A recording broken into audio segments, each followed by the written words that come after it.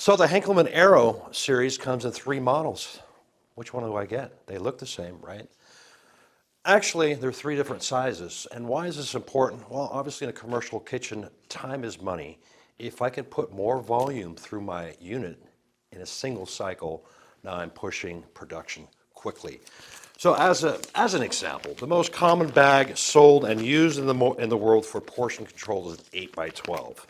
So in our AERO 35, I would be able technically to only fit 1 because it's a 13-inch seal bar. If I move to the AERO 42, I can do easily 2 of the 8x12 pouches side by side. So a small upgrade, but I've just doubled the volume per single cycle that is being sealed.